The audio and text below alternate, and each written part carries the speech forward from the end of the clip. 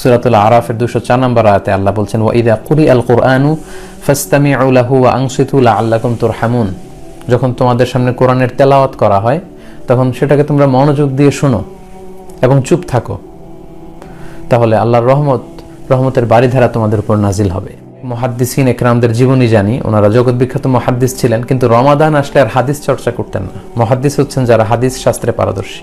রমাদানে হাদিসের কিতাব রেখে দিয়ে ওনারা কোরআন তেলাওয়াত, কোরআনের তাফসির এগুলো পড়তেন।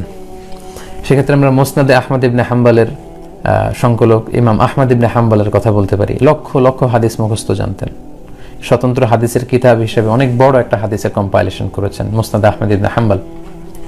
তো তিনি রমাদান আসলে ওনার হাদিসের পাণ্ডুলিপিগুলো সব রেখে দিয়ে কোরআন নিয়ে বসে যেতেন। তাই আমাদের এবারের রমাদানটা যেন আমরা শুধু কোরআন কেন্দ্রিক প্ল্যান করি বেশি বেশি। এ পর্যায়ে বলবো যে কোরআন তেলাওয়াতের পাশাপাশি আপনারা যেটা করতে পারেন সেটা হচ্ছে listening to the recitation of the holy Quran. কোরআনের তেলাওয়াত শোনা অনেকের এই ভালো অভ্যেসটি আছে। MP3 করে, মোবাইলে করে, কিন্তু কিংবা ঘরে টিভি সেটে আপনারা কোরআন ছেড়ে দিয়ে রাখতে পারেন। কারণ কোরআন তেলাওয়াত করা যেমনি সওয়াবের, কোরআন মনোযোগ দিয়ে শ্রবণ করাও সওয়াবের, এটাও অনেক সওয়াব।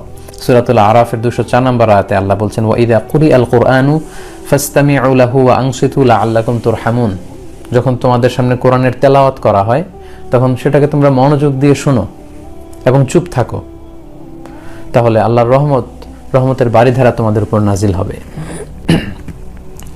তাই রমাদানে তেলাওয়াতের পাশাপাশি আমরা কোরআন তেলাওয়াত শুনতে পারি। বাসায় আপনারা হালকা আওয়াজে কোরআনের তেলাওয়াত ছেড়ে দিয়ে রাখতে পারেন। আরব শায়েখদের অনেক সুন্দর সুন্দর তেলাওয়াত পাওয়া যায়। শায়েখ আব্দুর রহমানের সুদাইসির তেলাওয়াত পাওয়া যাবে। যারা মিষ্টি কণ্ঠ পছন্দ করেন, মিশারি রাশিদ আল আফাসির তেলাওয়াত আপনারা শুনতে পারেন। বান্দার ইবনে আব্দুল আজিজ আল বালিলা, ওনার তেলাওয়াত খুব সুন্দর। হারাম আল মাক্কি ওয়াল মাদানির যে শুয়ুখরা আছেন তাদের তেলাওয়াত কিন্তু আপনারা ডাউনলোড করে শুনতে পারেন।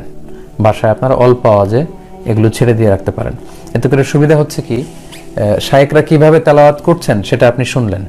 লেটসে আপনি সূরা আর রহমান মুখস্থ করেছেন, যখন আপনি শায়েখ সুদাইসির কণ্ঠে আর রহমান শুনবেন তখন আপনি মিলাতে পারবেন। এটাকে তালাক্কি বলে। আপনি ওনার থেকে তালাক্কি করলেন, খেয়াল করলেন যে উনি কিভাবে ইদগাম করলো, উনি কিভাবে গুন্না করলো, উনি কোথায় কতটুকু মাদ মানে টান দিল, সিত্তা হারাকাত আর বা হারাকাত কিভাবে উনি এটা আদায় করলো। তো এভাবে শায়েখদেরকে ফলো করা যায়। এজন্য আমি বলবো কোরআন তেলাওয়াতের পাশাপাশি আমরা যেন কোরআন এর তেলাওয়াতের লিসনিংটা আমরা বাড়াই। আমরা যেন বেশি বেশি কোরআন তেলাওয়াত শুনি, কারণ কোরআন তেলাওয়াত করা যেমনি সুন্নাহ, কোরআন শোনাও তেমন সুন্নাহ।